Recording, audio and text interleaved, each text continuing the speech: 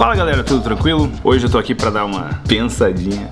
Foi a oportunidade perdida do nosso último vídeo pensante. Vamos lá, conversa de hoje objetiva, porque pai de família, 3 crianças, muita coisa pra fazer. Qual que é a ideia? Alguém senta no trono moral da sua vida. A pergunta é quem? Discorrendo muito das ideias que temos conversado ultimamente, não só Tomás de Aquino, C.S. Lewis, Cristianismo Puro e Simples, God in the Dark, James W. Sire no The Universe Next Door, que eu acho que se chama O Universo ao Lado. Todas leituras muito interessantes, mas o que elas têm em comum é realmente trazer uma pergunta, levantar um questionamento que a gente precisa fazer, né? Parece ter algo de interessante no mundo, todo lugar do mundo. 2 coisas acontecem, diz o C.S. Lewis. 1, as pessoas trazem definições de certo e errado, e 2, as pessoas quebram suas definições do que é certo. É no mínimo interessante. Mas no final do dia a gente realmente chega pra conversa do e aí? Então quem é que decide o que é certo ou errado? Quem é capaz de decidir o que é certo ou errado? Alguém vai precisar sentar nesse trono moral. Até na verdade, se a pessoa disser que não existe certo e errado, ela tá sentando no trono para dizer que não existe quem possa sentar no trono. Mas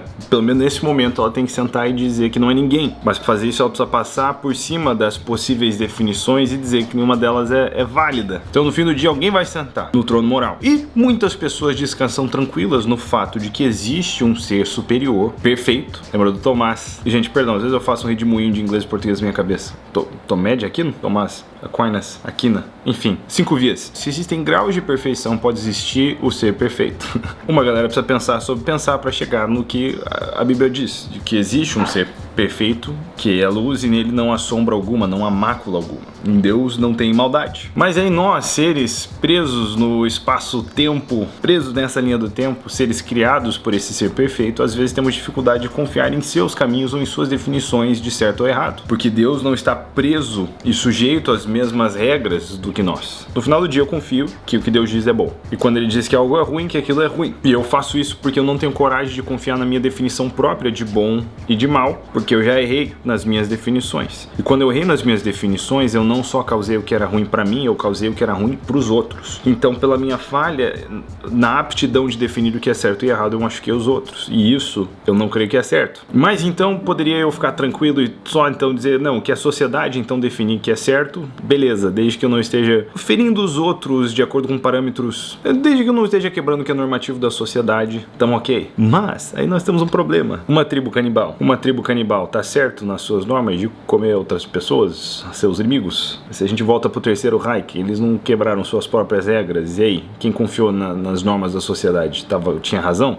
Parece que nem o indivíduo, nem o coletivo de indivíduos, nem a sociedade é capaz de definir o que é certo e errado, mas a gente tem que no fim do dia confiar na definição de alguém. E não existe um mortal sequer que pareça acertar sempre. Então você tem que fazer uma aposta talvez de quem acerta mais.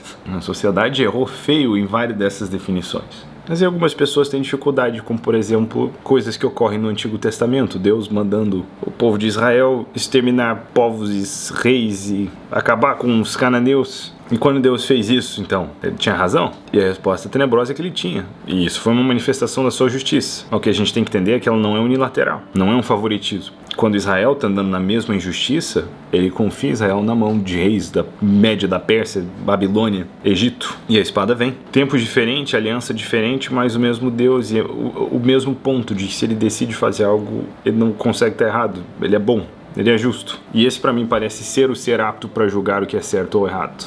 Mas por que nós estamos voltando nesse assunto? Por que falar sobre isso? Por que essa conversa é importante? Porque no fim do dia você pode ser desafiado no que você pensa e às vezes, né, pra você... Eu sei que tem muita gente muito nova que me acompanha aqui, talvez isso esteja gerando uma leve crise existencial em você, mas muitos de vocês estão na universidade e além, e às vezes você vai ser confrontado com ideias tipo, e aí? Deus é um monstro moral? E eu acho que é importante a gente ser capaz não de simplesmente ganhar um argumento, nosso maior interesse é ganhar pessoas, mas especialmente não ser chacoalhado na nossa fé, porque quando Deus decide fazer algo, ele tem razão. Se Deus decidisse acabar com a minha vida, que objeção eu poderia fazer? Ele tem razão. Isso, na verdade, me traz profunda confiança nele. E eu acho que vem o outro lado. E muita gente fica perdido nesse primeiro, né? Um lado é conhecer a Deus, conhecer a existência de Deus, né? A ciência de Deus. Mas o outro lado é caminhar com Deus. E muitos desses conceitos, eles não são tenebrosos ou distantes porque eu conheço a pessoa. E aí vem um outro lado diferente, às vezes sem explicação, de uma voz que sussurra no meu interior e experiências que eu tenho que não podem ser explicadas, milagres e coisas sobrenaturais, mas acima de tudo uma confiança e uma esperança no fim do dia que a morte não é o fim. E uma confiança no ser supremo, nesse ser perfeito que é Deus, o nosso Senhor. Eu tive perdendo o sono recentemente, não por motivo ruim, mas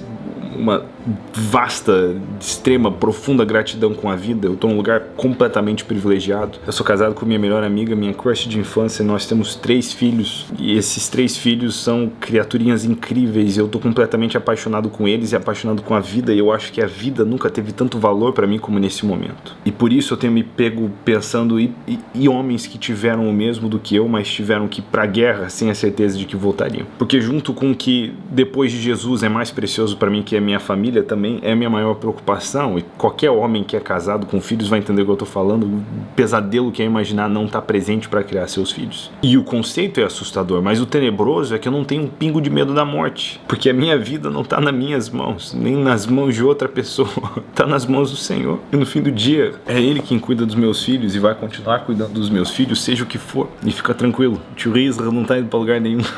O ponto é, o medo da morte, ele devia estar abaixo de nós. Eu sei que isso parece arrogante pra caramba, mas pensa no que eu tô falando. Não é por causa de nós, mas pela plena convicção que temos na cruz de Cristo. E vira e mexe eu vou fazer um vídeo como esses, onde às vezes pode parecer que eu não tô falando nada com nada, e talvez pra muitos isso não vai fazer sentido nenhum, mas minha convicção em pegar a câmera aqui no meio de tudo que tá rolando nesse dia no home office é a convicção de que tem alguém que precisa ouvir essas palavras, que é o motivo pelo qual nós fazemos tudo que nós fazemos. E se esse alguém é você, por favor, me deixe saber.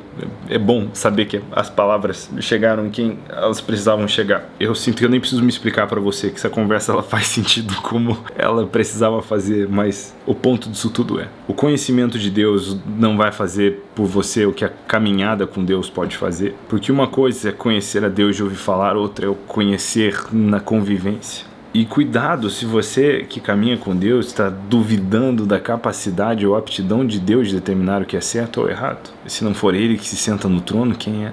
Quem é como Deus? Quem que nunca passou a existir, sempre esteve lá e é conhecedor de todos os mistérios? Quem mais é apto para determinar o que é certo ou errado? Então, se a verdade ofende as pessoas que estão ao seu redor e você tem se preocupado se você está ouvindo as vozes certas ou não, esse é meu único lembrete hoje. Quem é como o Senhor? Faz sentido? Não? Deus abençoe. A gente se vê. Abraço!